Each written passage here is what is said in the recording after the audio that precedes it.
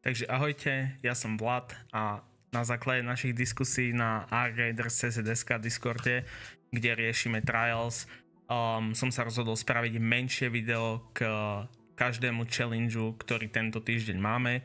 Veľa ľudí sa ma často pýta, ako som spravil nejaký trial, kde je najlepšie ho farmiť, aké témy treba mať prichystané, aké zbranie zobrať.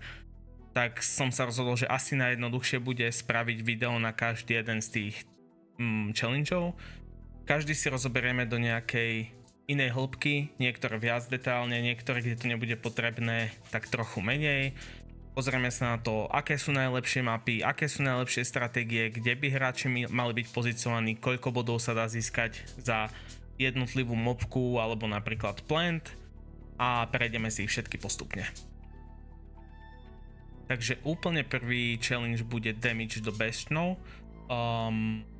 Tento týždeň bude samozrejme najlepšia mapa Dam Battlegrounds, pretože Spaceport Hidden Bunker, kde máme o 10 minút viac, je momentálne zavretý.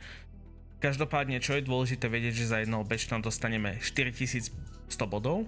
Je to v tom prípade, ak hráme na hoci ktorom dvojnásobnom map conditione, takže vlastne Electromagnetic Storm, nočné raidy, Locked Gate, a je tam ešte aj Hidden Bunker, ktorý je momentálne zavretý. Platí to pre každý jeden trial, určite ich všetky robte na dvojnásobných podmienkach, nech máte dvakrát toľko bodov, musíte spraviť polovicu práce na tie isté body, takže nedáva zmysel to robiť inde. Tento trial sa dá tohto týždňu spraviť spolu s iným, tam kde damageujeme aj Rocketeerov a Leaperov, ale môžeme si ho najprv pozrieť samostatne pre prípad, že by ho niekto chcel skúsiť samostatne, že by chcel spraviť napríklad iba tento. Takže máme dvoch Bastionov, ktorí sa vlastne budú respawnovať. Jeden je v hydrofonickom komplexe a druhý je rovno pod Pipeline Tower. Stratégia, v podstate si môžete navoliť počet hráčov ako chcete, ale najlepšia stratégia na túto mapu bude, ak jeden hráč pôjde na vrch Pipeline Tower a bude sa starať o bastiona, ktorý je tuto blízko, a zvyšní dvaja hráči pôjdu na vrchol týchto bielých síl, ktoré sú nad hydrophonic komplexom. Dá sa na nich výjsť normálne ziplineou. Myslím si, že asi všetci viete, kde to je. Ak nie, tak možno pridám nejaký screenshot alebo video, ako sa tam dostať. Každopádne, prečo sú dva hráči tu a prečo je jeden samostatne? Je to preto, že Hydrophonic je zóna, kde chodí oveľa viac hráčov v skladoch. Je tam celkom dobrý loot, určite lepší než na Pipeline Tower, kde je v podstate nič. Veľa sa tam fajtí PvP a ten bastion je to tak celkom schovaný, on vlastne chodí hore dole, hej, pomedzi tie domy, môže ho byť nie úplne ideálne vidieť, je tam veľa waspov, takže je lepšie mať dvoch ľudí na to prichystaných. A Pipeline Tower je celkom málo frekventovaná zóna, väčšinou sa tam ľudia až tak nezdržiavajú, takže je to ideálna zóna pre hráča, keďže sa tam vie pekne schovať, pretože na Pipeline Tower, čo je veľmi podstatné pri všetkých trialoch, kde sa budeme snažiť chodiť na high ground, je, že ak sa tam dá dostať snaphookom, tak chceme zobrať snaphook, nebudeme používať zipliny, aby ich nebolo vidieť, aby sa k nám hráči vedeli ťažšie dostať, alebo po prípade, aby to ani neskúšali. Takže preto je jeden hráč samostatne tu a dvaja hráči sú na vrchu ich síl. Čo je dôležité povedať, je, že očakávate, že dáte nejak 8 bastionov, maximálne, ak sa vám budú dobre rozplánovať, takže je dosť dôležité tohto zabiť veľmi rýchlo. Na začiatku hry je to komplikované, pretože tohto na pipeline pravdepodobne hneď ako sem prídete, uvidíte, hej, bude sa pohybovať niekde v tejto časti. Tohto musíte celkom dobre počúvať, kde ho počujete chodiť, on môže sa fakt pohybovať hoci kde medzi tými stromami, medzi tými domami, takže musíte ho čím skôr na ňo hodiť wolfpacky, rýchlo ho zabiť, aby ste sa rýchlo, než napušujú hráči, stihli setupnúť hore na týchto silách. Čo odporúčam je určite si tam dať nejakú barikádu, možno za ziplineu si dať nejakú majnu na obranu a stačí vám zipline hore na jedno z tých síl A potom druhú zipline spravíte z jednoho sila na druhé. A vlastne, aby ste vedeli takto medzi sebou aj, ak by náhodou nejakým zázrakom jeden z vás dostal napríklad knock, tak ten druhý ho môže prisavnúť a naopak. Takže tento trial je veľmi jednoduchý, dvaja hráči tu, jeden hráč na Pipeline Tower, tých bastionov sa snažíte zabíjať tak rýchlo, ako sa to len dá. Na čo si musíte dávať pozor, je tu dosť veľa waspov, ak ich nevystreľáte predtým, než hodíte Wolfpack, budete potrebovať možno aj 3-4 na jednoho bastiona, čiže je lepšie sa najprv vždycky sa zbaviť tých menších mobiek najprv. Vlastne to je asi tak všetko, loadout je úplne klasika, veľa Wolfpackov, zipliny na rýchlu rotáciu, snap hook pre človeka na Pipeline Tower.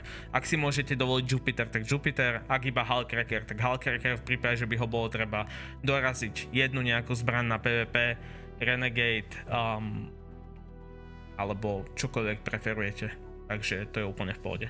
Dôležitá vec, ak chcete fakt dosiahnuť maximálny počet bodov a chcete získať čo najviac respawnov na každého toho bastiona, tak je ideálne mať nejaký spawn, ktorý je blízko, aby ste veľmi dlho nemuseli cestovať, aby ste to mali čím dlhšie pri Hydrophonic Dome a aby tá hra, hneď keď sa na začiatku lognete, tak musíte pozrieť, že či vlastne tento extrakt, ktorý je hore, je ako posledný otvorený. To je to, čo chceme na 100%. Tento extrakt musí byť posledný, lebo fakt budeme čakať úplne do hraničných minút, že možno minútu pred koncom hry, 2 minúty pred koncom hry sa nám respawne posledný set bastionov, takže aby to ten človek z Pipeline Tower mal blízko s nejakými zipami, rýchlo to stlačil sekundu pred koncom. A inak je v podstate všetko jasné. Na tento trial nepotrebujete určite nič špeciálne. Takže ďalší trial, na ktorý sa pozrieme, je ten, v ktorom damageujeme Bastionov, Leaperov aj Rocketeerov. To je ten, pri ktorom som hovoril, že vlastne môžete ten s tými Bastionami spraviť rovno v rámci tohto, že ich môžete spraviť ako keby naraz.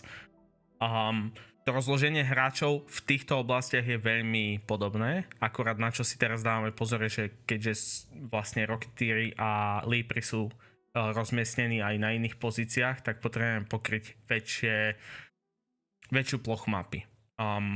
Takže vlastne v tomto prípade je tá stratégia pre tieto body rovnaká, a to teda, že jeden hráč ostane so snap-hookom na vrchu Pipeline Tower, jeden hráč je znovu na vrchu tohto sila, keďže je bližšie pri tom Bastion spawne a viete viac jednoducho zabiť toho Bastiona, ak sa spawne niekde ďalej.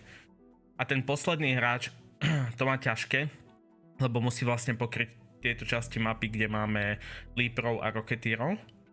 A teda máme niekoľko možností. Určite nechce byť na vrchu Control Tower, pretože by sa mu hrozne ťažko pomáhalo so zabíjaním tých Leaperov, ktorí sú tuto, na týchto spodných pozíciách. A hrozne ťažko by sa mu asi pomáhalo aj s tým Leaperom, ktorý je vlastne v Red Lakeu. Takže čo nám ostáva je možnosť A, byť na tej streche nižšie, na vrchu Research and Administration. Tam sa vieme dostať snap-hookom a v podstate si nespravíme zipu, takže nás tam nevedia tak ľahko zabiť, ale stále je to dosť frekventované miesto. Je dosť možné, že hráči vás budú počuť strieľať okolo stredu mapy a budú vás chcieť pušnúť kvôli tomu, že máte dobrú zbraň. Takže treba na to myslieť a stále je šanca, že niekto iný sa dostane na vrch Control Tower a bude vás strieľať z hora na vašu pozíciu. Druhú možnosť, ktorú ten hráč má, je, že neostane na jednom mieste, ale skôr bude takto vlastne niekde po kraji tej mapy sa snažiť rotovať medzi tými lokačkami, kde sa tie mobky nachádzajú. S tým, že vlastne si môže zobrať hrozne veľa zipline a natiahne si ich všade možne, ako mu to najviac bude vyhovovať. Jediný rozdiel na tomto triali je, že by som povedal, že určite okrem toho štandardného setupu snap hookov, nejakých bariér na obranu, zipline, ktoré potrebujete, tak určite už nemôžete zobrať Hullcracker, ale pred fakt dobré skóre potrebujete Jupiter, lebo s ním viete strieľať cez celú mapu, pomaly, takmer cez celú mapu, ak to vidíte tak ďaleko, a rýchlo zabíjať napríklad Rocketeerov. To znamená, že ak máme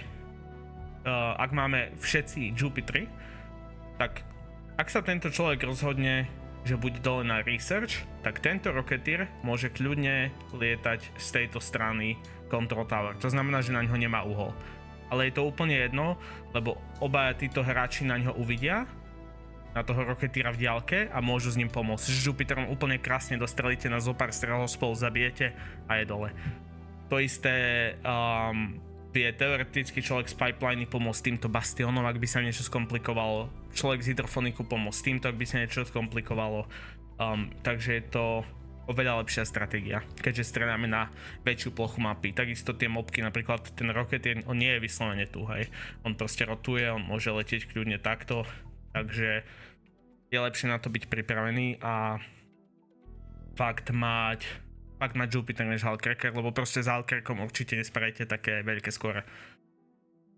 Čo je podstatné tu, je, že keďže tento hráč musí rotovať až túto stranu mapy, tak už nechceme tento výťah ako posledný, ale viac by nám vyhovoval povedzme nejaký možno tento, alebo ideálne možno ten, ktorý je na water treatmente.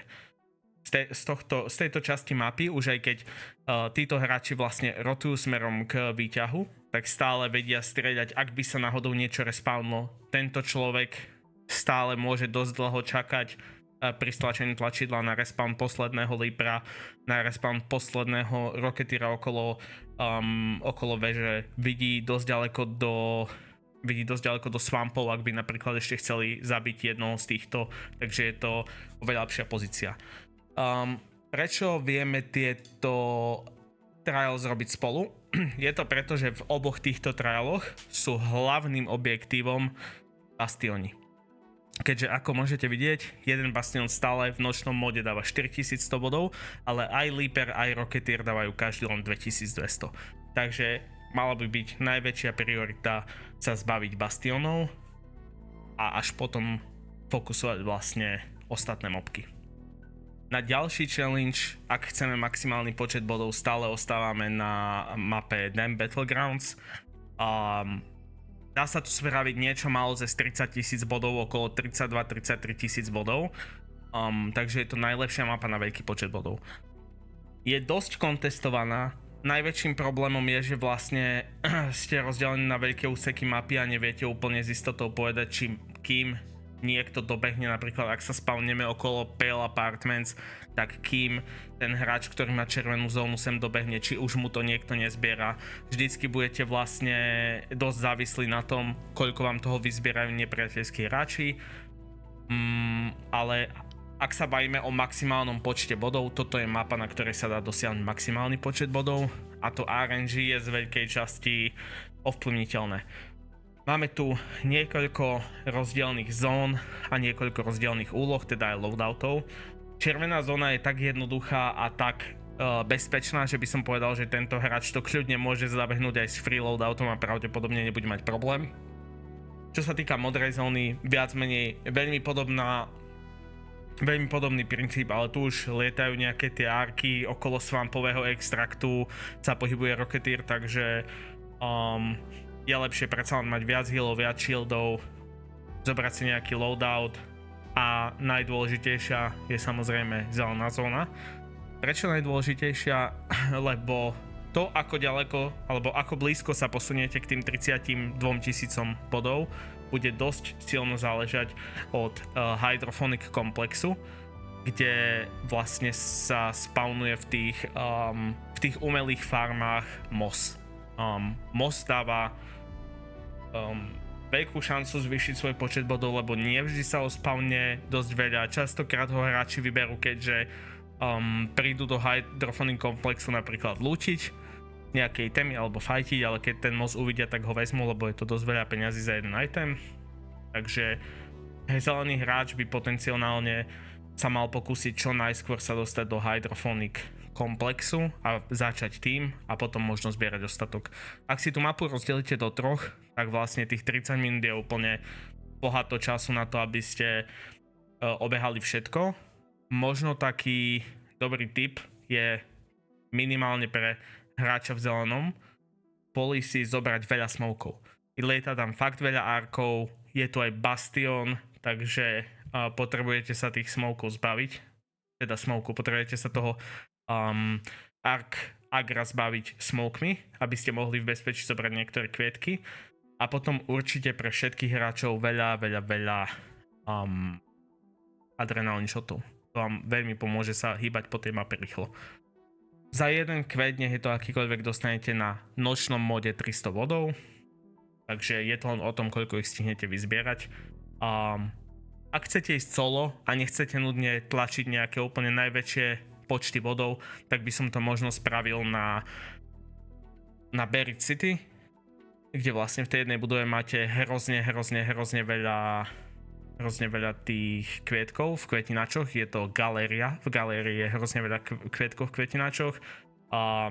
V library je hrozne veľa kvetov v kvetinačoch a potom pred library v tom parku, kde sa väčšinou pohybuje jeden veľký ark, je tiež celkom veľa kvetov. A vlastne, ak sa chcete dostať iba na nejakých 20 000 bodov, tak by vám pravdepodobne stačilo len tieto 3 lokačky. Čiže ak to prebehnú 3 hráči, tak máte za 5 minút hotovo. No, dostali sme sa k trialu, ktorý je jednoznačne asi najkomplikovanejší na vysvetlenie, pretože máme hrozne veľa zón, kde sa tie mobky snažíme zabíjať. Tie rôzne routy po tej mape sú pre každého hráča úplne iné. Je ťažko niekedy povedať, čo je úplne optimálne, ale keďže toto bolo vlastne ten trial, cez ktorý som sa dostal k tomu, že OK, tak to video asi predsa len spravím, tak vám proste ukážem, ako to chodím ja s chalanmi. Čo je dôležité povedať hneď na začiatok, je, že za každý jeden ark, bez hľadu na to, ktorý to je, teda tick, pop alebo fireball, dostanete 472 bodov. Takže nezáleží na tom, aký ark zabijete, je to čisto len o počte. Tiež je veľmi dobre predtým, než začneme povedať, ako si spraviť čo najlepšie možné lobby. Určite, keď v tej kategórii alebo v tom trial nemáte žiadne body a nejaké potrebujete, tak to proste skúste. Choďte do hry, nazbierajte, ja neviem, ak chcete dať 100 000 bodov, tak si nazbierajte 60 000, ak chcete dať 150 000 bodov, tak si najprv nazbierajte 100 000, proste aby ste mali už niečo, aby ste mali nejaké body isté, ale keď už ich máte isté, tak potom už by som neplýtval až tak veľmi časom a išiel by som na to viac strategicky. Aká je najlepšia metóda? Najlepšia metóda je, že povedzme, že nočný raid, ktorý potrebujeme kvôli dvojnásobnému počtu bodov, bude na Stella Montis od 18. do 19. Tak my chceme vlastne vojsť do toho raidu tesne pred koncom. Napríklad o 18.55 sa dáme do queue, akože sa chceme dostať do hry, a 18.57 nás to hodí do hry. Čo to pre nás znamená? Pre nás to znamená, že vlastne ak sa 18.57 priamo dostaneme do hry, tak po 3 minútach, čo sme v raide, čiže v 27. minúte hry, môžeme každého hráča, ktorého vidíme, zabiť a už sa namiesto neho nerespawne ďalší hráč. Prečo sa nerespawne ďalší hráč? No jednoducho, pretože po tých 3 minútach už je 19.00 a nikto už nevie kliknúť play. Takže to bola len taká ukážka, môžete to spraviť, že minútu pred koncom, hej, a začať zabíjať úplne hneď. Môžete zabíjať ľudí až po 5 minútach. Úplne jasné je, že čím skôr zabijete všetkých hráčov na mape, tým vyššie skóre budete mať. Prečo chceme zabíjať hráčov na mape? No jednoducho, či oni už chcú alebo nechcú, za prvé možno robia ten istý trial ako vy, za druhé, aj keď ho nerobia, tak vlastne asi si nenechajú úplne pod nohami lietať popy a firebally, takže vám budú kradnúť body. A za tretie, ak sa má niečo spawnúť rovno v izbe, v ktorej som v miestnosti a ja tam stojím, tak sa ten spawn posunie. To znamená, že ak hráči ostávajú v zónach posúvajú vám spawny tých mobiek, ktoré potrebujete a nerespawnujú sa vám tak rýchlo. Čiže podstatný trik na začiatok je určite si spraviť tie lobička a určite sa sústrediť na počet tých zabitých arkov, nie na to, že by sme fokusovali popky alebo firebally. Čo nás dostáva k ďalšiemu bodu, čo je náš hlavný prísun bodov. Náš hlavný prísun bodov je Seed Vault. Je tam neskutočne veľa tikov, každý z nich dá 472 bodov a respawnujú sa celkom rýchlo. Pre rautu červenú, teda hráča A, by som zvolil niekoho, kto fakt vie, čo robí, kto tam nebude behať ani príliš skoro, ani príliš neskoro. Chceme tomu Seed Vaultu dať vždycky dosť času na to, aby sme tam neprišli skôr, aby sme neblokovali vlastne ten spawn a zase chceme spraviť aj to, aby vždycky, keď sa respawnol, sme ho vyčistili. To bude náš hlavný prísun bodov, takže to treba vždycky, keď je to možné to zčistiť. A teraz, keď sme si toto všetko povedali, tak sa vlastne môžeme presunúť k rautám. V podstate väčšinu z nich beháte ako taký pásik, ale tá žltá je komplikovanejšia, tá žltá je lepšia behať ako kruh. Toto je fakt komplikované, takže určite po tomto vysvetlení bude aj nejaký strih a budú videá, kde vyslovene v hre ukážem tú rautu, aby ste vedeli, ako sa to beha. Je jedno, na ktorom konci začneme, ale teda povedzme, že červený má na starosti Seed Vault, tak keď vyjdeme zo Seed Vaultu doprava, je tu taká chodba a teraz napravo je zipline smerom o poschodie nižšie, ale rovno viete vyskákať do kultúrnych archívov. Ja sa zakliknem trošku ďalej. Jo, a sme tu. Čiže vlastne v tomto bode vy by ste vyskákali hore. Čiže vlastne vyčistím ten Seed Vault, ktorý je teraz na screenshote túto. Vyjdem hore, vyskáčem do archívov, prečistím celé archívy. Na tejto strane, ako sú tie servery, väčšinou toho veľa nebýva, ale tuto je schovaná taká miestnosť, kde sa dá zase touto kockou skočiť zase dole. Tak tu bývajú v tej miestnosti tiky, tie treba určite zobrať. Prebehne hráč celé archívy až úplne nakoniec, vylezie hore do biznisu, vyčistí celý biznis v podstate. A teraz je otázne, že buď môže ísť ako keby touto stranou si to zase obliesť kruhom naspäť do Seed Vaultu, alebo môže vyliesť trochu do lobička, pokiaľ tam napríklad žltý hráč dosť dlho nebol, tak môže vyliesť do lobička, niečo tu pozabíjať, nejaké popky a potom sa vlastne vrátiť, hej. Ale ak sa dostaneme do business centra, tak už jednoduchšia, vlastne bližšia cesta naspäť do Seed Vaultu je skôr tým krajom a smerom dole. To si ukážeme potom. OK, takže pozrieme sa na to, ako sa robia správne rauty na Pops Ticks and Firewall Challenge. Počujem, že niekto nám hrá na gitare, čo je super. Môžete vidieť, že sme momentálne pri vstupe do biznisu a Business Lounge, takže sa pozrieme na to, ako sa robí vlastne tá časť, ktorá má na starosti Seed Vault. Takže čo by sme chceli, ja toto pravdepodobne nebudem čistiť úplne celé, ale takto jednoducho prebehneme všetky tieto miestnosti, pozrieme sa na všetky stropy, aby nám tu niečo niekde neostalo. Hej, budeme chcieť vystreľať úplne všetky tiky, s tým, že určite my máme na starosti aj túto miestnosť, hej. Takže vystreľam toto. Ak to mám celé prečistené, tak pôjdem týmto smerom. Tu mám jeden ostal, vidíte? Presne takto, presne preto to musíte dávať pozor a vystierať všetky.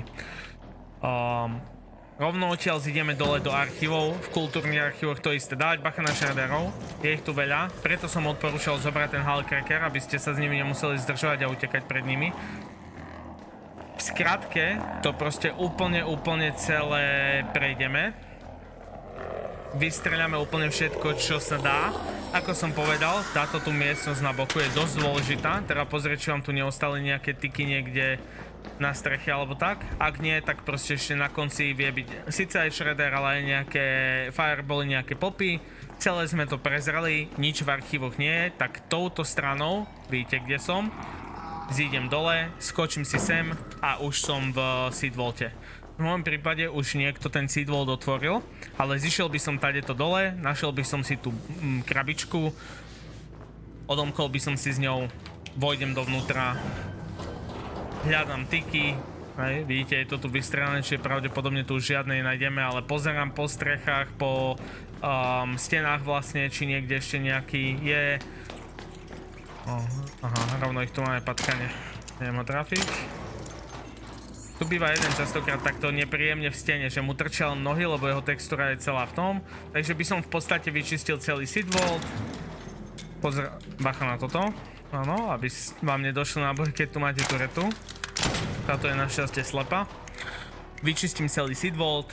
Idem zo seed vaultu von. Nebežím tady to naspäť do archívu, lebo som to len teraz čistil. Čo sa mi respawne najskôr, čo sa mi respawne ako prvé, bude biznis. Takže si vybehnem touto stranou. Išiel som doľava a sem. Samozrejme dá sa to behať aj opačne. Je jedno, ktorú stranu si vezmete. Vezmem ziplineu, tu budú archívy vlastne. Ale ja idem až hore. Vybehnem pekne len týmito schodmi. A buď môžem ísť tu, tam sme začali video, alebo môžem ísť trochu ďalej. A môžem začať napríklad tuto, som v biznise, hej, zase spravil som v podstate kolečko. Ďalšia možnosť je, že ako som vyšiel z tam, kde hora, z dola teda hore nepôjdem tady to rovno, ale zabočím si doľava a skúsim trochu pomôcť. Ak mám veľa času, ak som to spravil strašne rýchlo a nemám respawnuté veci, skúsim trochu pomôcť tomuto hráčovi, vybehnem si sem hore, pozriem sa, či tu nemám nejaké tiky. Hej, ak tu nemám nejaké tiky a žltý hráč na žltej trase, teda hráč B to veľmi nestíha, tak môžem prejsť aj to. Tieto dvere sú od začiatku mapy zabričované, takže ich musíte vybričovať. Prejdem si cez tieto dvere a tu už sa vlastne pozerám na tú Communications Tower, kde netreba zabúdať, že tu častokrát sú nejaké firebally, sú nejaké tiky, hej, vidíte, niekto to zabil, sú tu mŕtve tiky, čiže vlastne túto miestnosť vyčistím a môžem sa takto pekne, odkiaľ som prišiel, vrátiť naspäť na tú svoju rautu do biznisu vlastne a odtiaľ pokračujem to isté, ako som išiel doteraz, čiže vlastne tá istá cesta. Povedzme teraz, keď už sme na tomto slajde, tak to pôjdeme z opačnej strany, že sme vlastne hráč B. Hlavnou prioritou hráča B, teda tej žltej cesty, je jeden aj druhý sandbox, ktorý je vlastne o poschodie nižšie a tento hráč bude behať kruh. Možno začneme predsa len týmito vlastne sandboxmi, aby ste to lepšie videli. Tak povedzme teda, že začneme tým spodným sandboxom, ktorý je blízko pri seed valte. Hej, tu je ten seed vault extract. V podstate je to úplne jedno, kde začnete, lebo budete behať kruh, len ho buď budete behať do jednoho smeru, alebo do druhého smeru. Ale čo chceme určite spraviť, je, že chceme vyčistiť celý tento sandbox, chceme vyčistiť, tu sú miestnosti pod sandboxom, taká ulička, kde vieme ako keby doľava zabočiť do loading bay. Chceme určite vyčistiť to.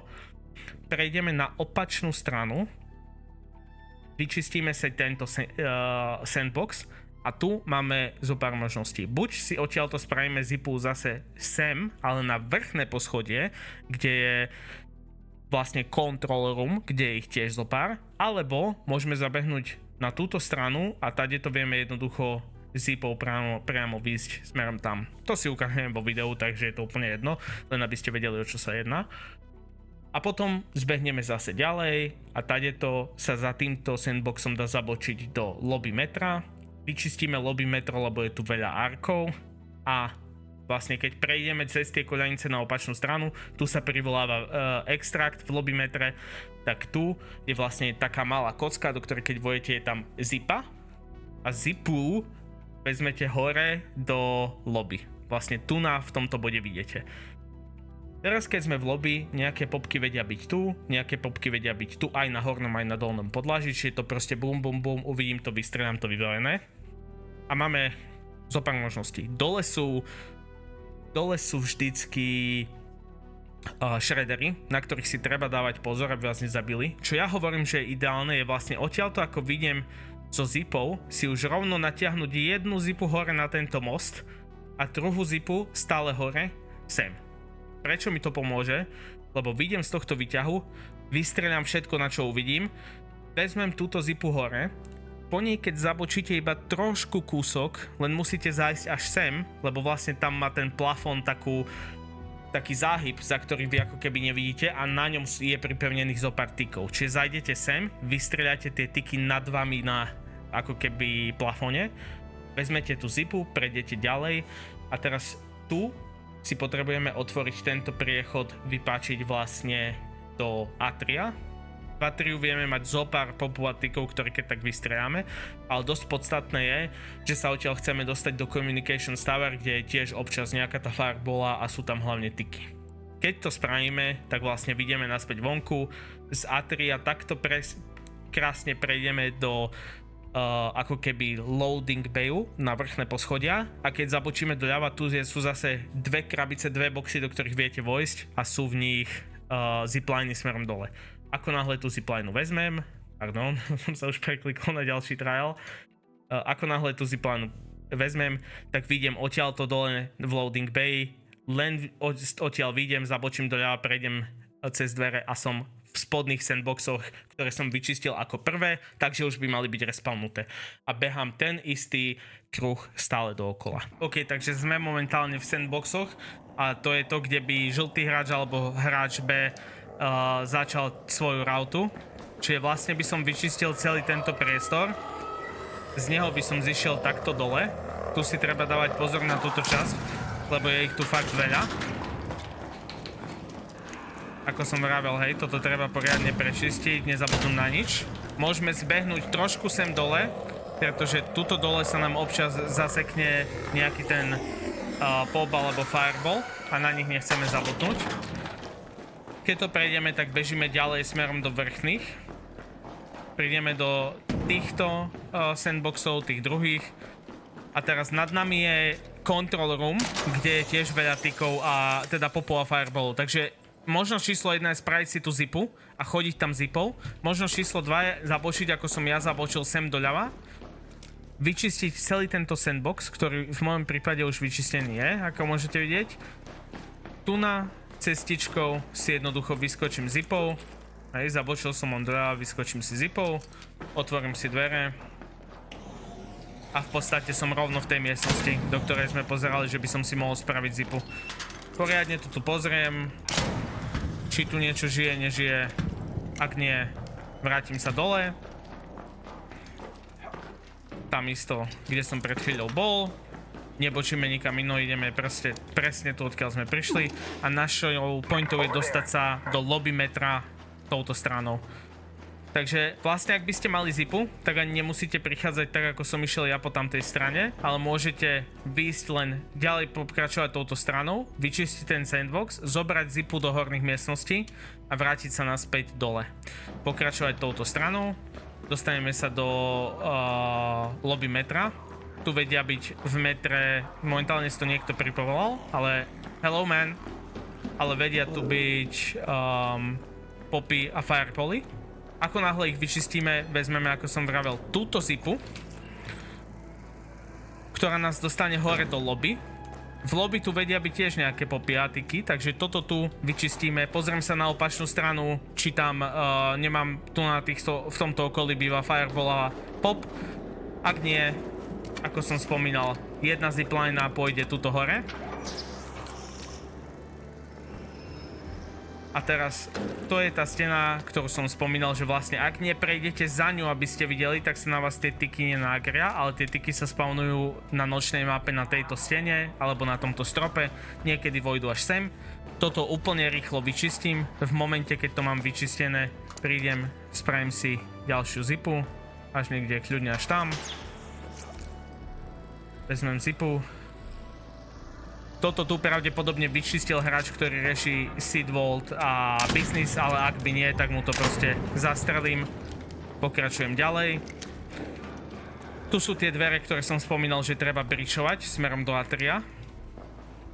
Jedenkrát ich vybričujete, už to máte otvorené. Z nich prejdem do Communication Tower. Vyčistím, čo tu je, nejakých, čo tu nájdem, firebally, tyky, hoci čo. Vybehnem si odtiaľ von. Ako náhle sa dostanem sem, tak vlastne tuto častokrát bývajú nejaké firebally, hej, ako môžete vidieť aj teraz tu je nejaký, či ich vystreľam.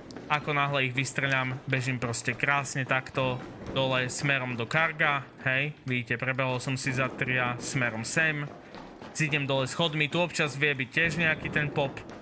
Ako náhle som v cargo doku, zabočím si doľava, bežím až kým nenájdem zipliny. vezmem ziplineu smerom dole, zase zabočím doľava, čiže chcem sa dostať bližšie k tým sandboxom, otvorím si dvere a vlastne ako náhle vojdem do tejto miestnosti na konci a vyjdem von, tak som presne v tom sandboxe, v ktorom som začal na začiatku videa a môžem to ísť pekne znovu tú istú cestu čistiť. Čiže to by bola cesta pre hráča B, alebo teda tú žltú rautu z videa. No a ako posledného si vlastne tým pádom môžeme pozrieť hráča C, ktorý behá modrú trasu. On v podstate čistí len assembly a čistí len medical. Tam to nie je nič komplikované, len beha medzi tými zónami. Čo je dôležité, je vlastne vedieť, že to assembly treba fakt dobre prezrieť. Tie tiky, popy, aj firebally, no vlastne tiky nie iba popy a firebally, vedia byť aj v týchto miestnostiach tu na hornom poschodí, vedia byť pomedzi tie miestnosti, vedia byť teoreticky aj dole, sú častokrát na tejto chodbe, aj keď tu nie sú znázornené. V strede ako keby taká kontrol väža, v ktorej sa dá výsť, tam je ich dosť veľa, čiže fakt to netreba vynechať, treba to celé prečistiť. Potom prejsť do medical research, prečistiť si pekne celý ten medical research a z neho zase vyjdeme smerom do loading bayu na vrchné poschodie, čo je cargo dock a tam vlastne len pozrieme, hej, že malo by ich tam zopár byť. Čiže len sa pozrieme na spodné poschodie jedným okom, doľava, doprava, či nevidím nejaké tiky a ak nie, tak sa ako keby znovu vlastne vraciam a čistím to isté. OK, a takže sme v assembly a ukážeme si vlastne poslednú rautu pre hráča C, alebo teda pre hráča z modrej cesty. Je to v podstate celkom jednoduché, chceme pokryť assembly, celú chceme pokryť medical a pozrieť sa trochu do loading bayu. Takže by sme prišli sem, tu môžeme mať veľa popov, fireballov, na opačnej strane môžeme mať veľa popov, fireballov, treba to pekne celé fakt prečistiť, nech nám tu nič neostane. Chceme si vojsť aj do tejto control veže, vidíte, tu ich býva veľa, prejsť pekne až na vrchné poschodie, častokrát sú na schodoch priamo, čiže postupujte pomaly tak, aby sa vám nestalo, že vybehnem hore schodmi a on je niekde tu, zrazu je príliš blízko a vybuchne a nedostanem za ňo body. Takže buďte pripravení na to, že musíte možno veľmi rýchlo strieľať. Treba to pekne celú túto časť, celú túto väžu vyčistiť. Môžete si ísť dole, vyčistiť čo nájdete tu, len nestrieľajte takto ako ja. A teraz išli by ste aj na opačnú stranu, pekne, však poďme si to ukázať. Vy ste prešli až sem, treba popozerať tu na tieto priestory, no presne ako teraz. Ešte pred chvíľou som ho nevidel a teraz tu je. To isté, vojdem si aj sem dovnútra, lebo presne takto tu vedia byť. Prečistím celé tieto vnútorné priestory. Dosť podstatná vec je, podobne ako som to spravil teraz, ak máte pop a fireball, streľte najprv tú popku. Lebo ak zničíte fireball, je možné, že tá popka umre v tom ohni a nedostanete za ňu body. Vyleziete si pre kontrolu hore, skúsite, či vidíte, vie to tu byť, hej. Skúste, či tu na nie je niečo. Prečistíte to aj ďalej tým smerom, presne rovnakým postupom. Ak máme dôsledne celé assembly vlastne vyčistené, tak sa ideme posunúť smerom do medical s jednou obchádzkou, ktorú teoreticky nemusíme spraviť a môžeme si ju nechať nakoniec, ale podľa mňa je lepšie ju spraviť hneď. A to je, že vlastne tu na tejto chodbe, až fakt smerom nakoniec, kde sme stáli na začiatku, vedia byť celý čas po ceste ešte ďalšie popy a tiky. Tak to je ešte celkom dobre prezrieť. Počkáme, na mňa na damage. Hotovko. A teraz vlastne, keď máme assembly vybavené, tak si prejdeme do medical. To je ten istý princíp zase. Medical, pozrieť všetky miestnosti, vrchné poschodie, spodné poschodie. Hej, vidíte, tiky sú popripevňované takto na aj na stropoch. Pozrieť fakt všetky budovy, teda budovy všetky miestnosti. Prejsť to dôkladne. Nenechať, že niekedy, nejako to ja ukazujem na tomto videu, že pozerám iba cez skla, ale pekne fakt vojdite do tej miestnosti, skúste možno streliť, tým sa na vás nagria mobky, prejsť tieto zadné miestnosti, čo je ešte celkom podstatné, je, že tuto pri medical je vlastne tá úplne zadná tichá časť. Vidíte, aj tu sú mŕtve tyky a tie pravdepodobne vyšli odtiaľto. Aj tu sú, hej. Tu na strope, na stenách, tak ako vidíte, chodia tu hore dole tie tyky.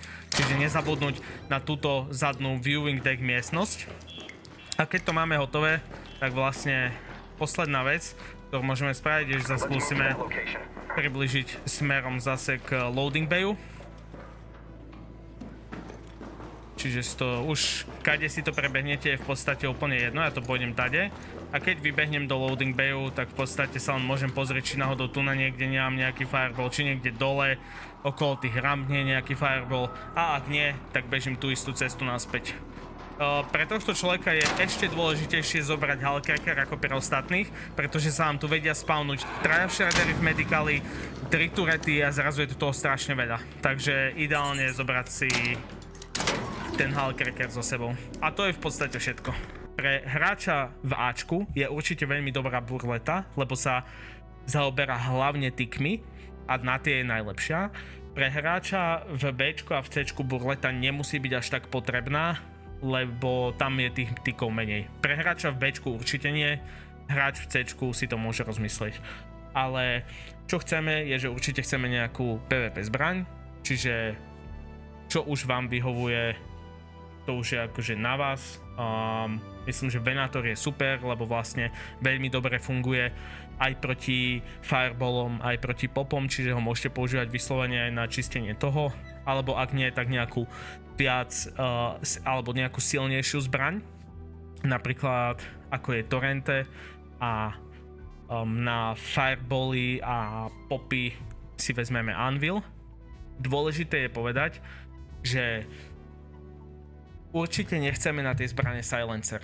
Chceme vystreliť, chceme, aby to spravilo hluk, lebo vždycky, keď strelíme a spravíme hluk, je šanca, že to budú ostatné tie popky a firebally počuť a nabehnú bližšie ku nám. Nebudeme musieť tak behať do každého kútu a hľadať ich. Menšia šanca, že niečo si nevšimneme alebo mysneme. Takže určite používajte kompenzátor, určite nepoužívajte tlmič. Posledná vec, ktorá je dosť dôležitá. Ja som spravil 150 000 bodov na tomto triali s Anvilom a Venatorom. Zobral som si Venator, aby som vedel zabiť rýchlo hráčov a zobral som si Anvil, pretože je dobrý proti fireballom aj poplom a zároveň ak ma veľmi blokuje nejaký shredder, viem ho zabiť Anvilom. Už v polke hry som si uvedomil, že to bola chyba a že som si ten Hullcracker mal zobrať. Ak chcete fakt veľa bodov, berte si Hullcracker. Mne je už úplne teraz jasné, že keby som ho mal, tak v tej hre nespravím 150 000, ale aj 190 alebo 200. Ako postupne prebiehate každé ďalšie a ďalšie a ďalšie kolo tých rotácií, tak sa tí shreddery na vás agrujú viac a viac a viac a viac vás blokujú.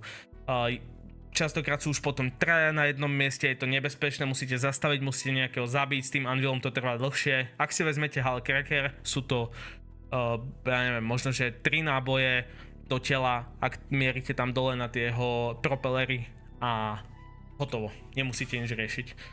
Takže určite rozmyslieť si, ako si to rozdeliť. Ak na začiatku vyčistíte hru, že sa nebudete už bať hráčov, tak toto je celkom jednoduchá trasa. Toto je trasa, ktorá nie je jednoduchá, je dlhá, ten človek by mal byť veľmi efektívny, ale zase nie je tam najviac bodov, čiže podľa toho uvažte, kto pôjde túto trasu a tá posledná trasa je taká, že je veľmi jednoduchá, ľahko sa tam beha.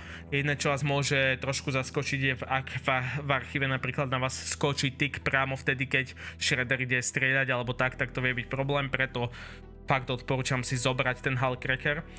A musí to byť hráč, ktorý to vie behať fakt rýchlo, nech ten Seed Vault, potrebujeme Seed Vault vyriešiť vždycky, keď sa dá. Vždycky, hej. Povedal by som, že ten Seed Vault je taký vážny, že ak by som sa spawnol napríklad, lebo je tu jeden spawn rovno nad archívmi. Ak by som sa spawnol nad archívmi, tak skočím dole a bežím krížom bez nich, bez toho, aby som zabil jedinú mobku, aby som si čím skôr domkol ten Seed Vault a vyčistil ho prvýkrát. Tak, dostali sme sa k úplne poslednému trialu, čiže vlastne ak si to dopozeral až sem, tak si môžeš pogratulovať, že si to zvládol cez to moje zasekané vysvetľovanie, keďže také veci obvykle nerobím. A je to damageovanie waspov. Na damageovanie waspov, keďže máme zamknutý hidden bunker momentálne, tak je určite najlepší locked gate event na blue gate. Za prvé je to dvojnásobný počet bodov a za druhé, keďže je to locked gate, tak máte o 10 minút naviac. Zároveň je na locked gate celkom dobrý loot, takže máte dobrú šancu, že ak hráči vás nezabijú na začiatku, kedy budú zbierať tie papieriky na odomknutie miestnosti, tak sa potom všetci stiahnu smerom do stredu do mapy a budú riešiť vlastne ten locked gate a nechajú vás na pokoji. Len tak poznámku mimo, myslím si, že locked gate je cesta k najvyššiemu skóre, aj keby bol hidden bunker otvorený, stále tu viete spraviť viac bodov. Čo je dôležité pre tento trials je pár vecí, povedzme. Prvé je rozdelenie hráčov, druhé sú extrakty a ako tretie je loadout. Takže môžeme sa pozrieť na to, vidíme, že jedna waspa nám dá v nočnom, alebo nie v nočnom, ale v dvojnásobnom mode 440 bodov. Začal by som rozdelením hráčov a ono je celkom jednoduché, lebo my sa v podstate snažíme pokryť čo najväčšiu časť mapy, akú farbu sme nepoužili, zelenú napríklad. Takže vlastne keď sa to takto rozdelíme, tak vidíte, hej, tento človek, čo má zelenú, vidí v podstate pekne celú túto oblasť, občas aj niečo z tohto. Človek, ktorý má tú červenú, tak potom vidí kľudne aj trochu ďalej, kľudne aj smerom na tohto človeka, ale v podstate dajme tomu, že si to viete takto rozdeliť a každý sa stará o nejakú časť mapy a tým pádom viete zobrať čo najväčší počet bodov. Čo sa týka toho rozdelenia, dôležité veci, tento človek, aj tento človek, čiže človek B a človek C potrebujú zipliny. Človek C chce byť na tejto rozbitej starej diaľnici. Konkrétne tu z tohto vrchného bodu je ziplina, ktorá je už automaticky spravená mapou. Jediné, čo musíte spraviť, je, že musíte sem hore vyliesť, dať na to interact a spraviť sa vám ziplina sama smerom dole a potom vy si chcete dať ziplinu sem smerom hore. Iba v prípade, že by ste napríklad mali tu na niečo, na čo nedovidíte a potrebovali by ste tú vzdialenosť zrotovať. Ale inak budete 90% času chcieť byť tuto hore, pretože si tam viete dať nejakú majnu alebo tak, ak sa bojíte a je celkom ťažké vás tam pušnúť a je to aj dosť málo frekventovaná časť mapy. Čo sa týka hráča B, to je to isté, vlastne on chce rotovať takto, pozerať na village, pozerať tam, vyhybať sa hráčom, hej, lebo hráči chodia cez Reinforced Reception strašne často, veľa hráčov sa pohybuje okolo Pilgrim's Peaku, preto sme takto pri kraji mapy a máme nejaké zipliny a chceme vlastne sa skúšať pohybovať a zabiť každú waspu, ktorú vieme zabiť. A hráč A je na vrchu na Maintenance Bunkery, je tu vlastne extrakt, a hneď vedľa neho je taká tá budova, kde viete z dvoch strán vojsť dovnútra a idú schody na horné poschodie. Myslím si, že veľa z vás bude vedieť presne, aká je to budova, lebo keď bol ten snežný event, tak ste sa tam stlačili ste extrakt a mohli ste sa ísť sami napríklad schovať. Tak tam tento hráč chce na 1,000,000% zobrať snaphook a chce sa vysnaphookovať hore, žiadna zipline na nič a dať si bariéry dookola, nech ho nevedia zabiť hráči. Dôležité je, že hráč hráč písmeno A by mal byť človek, ktorý vie najlepšie strieľať, ktorému ide najviac PvP, lebo je najväčšia šanca, že bude zabitý. Je veľmi na opne, všetci vidia, že tam je na tej malej kocke, takže musí si držať hráčov od tela. To je všetko, čo sa týka splitu, nie je to nič komplikované, len každý musíte byť na jednom mieste, aby ste pokryli čo najväčšiu časť mapy. A poďme sa pozrieť na nejaké loadouty a extrakty. Čo sa týka extraktov, je to v podstate celkom jednoduché. Tento extrakt pri hráčovi A musí byť zavretý. Jednoducho musí. Ak vojdete do hry a tento extrakt je otvorený, okamžite proste resetnite a choďte novú hru. Je to úplne, že 5 metrov pod hráčom A a ak mu tam budú celú hru ľudia extraktovať skôr či neskôr si jeden tým povie, že mu tam hodí 15 granátov a zabijú ho. Čiže chceme vojsť do hry, kde už od začiatku je tento extrakt zatvorený. Veľmi dobrý extrakt je napríklad tento, lebo ho majú všetci traja hráči relatívne dosť blízko a to je vlastne vaša ideálna situácia. Ak budete mať tento extrakt, tak hráč B to bude mať hrozne ďaleko, ak budete mať tento extrakt, tak to bude mať hráč C hrozne ďaleko. Čiže ideálne lobby vyzerá tak, že sme prišli do čerstvej hry, spavnili sme sa napríklad na Village je celkom v pohode, lebo toto sa dá rýchlo zabehnúť, toto ja som vlastne presne takto, keď sme to skúšali, som to hral ja, že som vybehol hore kopcom, to som si spravil jednu zipu, druhú zipu odtiaľto, aby som nemusel ísť dole a zase hore, tak druhú zipu sa sem pomaly až na kopec a bol som tam, ja neviem, po 2 minútach od začiatia hry, aj keď som išiel odtiaľto. Čiže to je dobrý spawn napríklad, a ideálne, keď bude tento extrakt posledný a tento zatvorený. Čo sa týka loadoutov, tu je to komplikovanejšie. Všetko bude záležať od toho, ako veľmi veľa bodov chcete a ako optimálne chcete ísť. Ak chcete získať nejaké dobré skóre, tak vám v podstate stačí mať Jupiter, stačí mať Renegade, nejaké náboje, zopár snitch scannerov, nejaký ten Wolfpack, po prípade, ak neberete veľa snitch scannerov, tak môžete zobrať ešte ďalší Renegade a viac nábojov. Ak chcete ísť veľmi optimálne, tak je to také veľmi zaujímavé. Jeden hráč by mal zobrať až takto veľa, že vlastne tých stackov bude mať fakt hrozne veľa, čiže 16 stackov snitch scannerov. Bude to hráč C. Prečo ich berie on toľko? Je to z toho dôvodu, že tu má najmenej waspov. Čiže má najviac času, kedy nemusí strieľať po adkách rôznych, po mobkách a nemusí nič robiť, takže si môže hodiť snitch scanere a zabíjať scanere. Ostatní hráči by mali stále zobrať aspoň nejakých 6 stackov, možno aj 12 stackov a tým pádom môžu zobrať viac Wolfpackov, viac niečoho iného. Napríklad tento človek veľmi nepotrebuje bariéru, lebo keď si vylezie sem hore, tak vlastne nie je v nebezpečí. Tento človek by som povedal, že kľudne potrebuje tých bariér aj 6. Takže to je taký len úvod ohľadom snitch scannerov, že ako veľmi optimálne chcete ísť. Každopádne, bez ohľadu na to, koľko ich vezmete, veľmi dobrý trik na začiatok je, že ako náhle sa spawneme, povedzme, že sa spawneme tu, každý hráč bude mať už pred hrou pripravený v Quick Use jeden stack scannerov a ako náhle sa spawneme, každý hráč hodí na zem 2x scanner, čiže dokopy vyhodíte všetci 6 scannerov. Tie mobky sa rýchlo spawnú, vyhodíte jeden Wolfpack, zbavili ste sa vlastne instantne prvých scannerov a rovno môžete bežať na svoju lokáciu. Prečo je to dôležité? Tie scannery majú nejaké ako keby obdobie, kedy vlastne fungujú, kedy nefungujú. To znamená, že ak použijem scanner, tak potom ho nejakú chvíľu nemôžem použiť znovu. Spadne na zem, ale nezačne vlastne pípať, neprivolá žiadne mobky. Aký je ten timing? Ideálny timing je hodiť niekoľko scannerov každé 3 minúty. Vychádza to tak, že raz ste tu spravili príliš skoro, tak vám pôjde len jeden, raz vám pôjdu 3, je to rôzne, hej. Takže vlastne každé 3 minúty, ak momentálne nebojujete alebo niečo nestráte, tak sa snažíte hodiť na zem scanner. A čo sa týka toho, tak vlastne vzhľadom k tomu, že potrebujete zipliny, vzhľadom k tomu, že ten človek potrebuje snap hook, aby sa sem dostal, vzhľadom k tomu, že potrebujete Wolfpacky, skannere, tak budete mať málo miesta. Zopár trikov, nad ktorými sa oplatí uvažovať, je, že jeden Renegade dokáže prežiť svojou durabilitou 4 stacky medium ama a jeden Jupiter ich dokáže prežiť ako keby takto, že 5.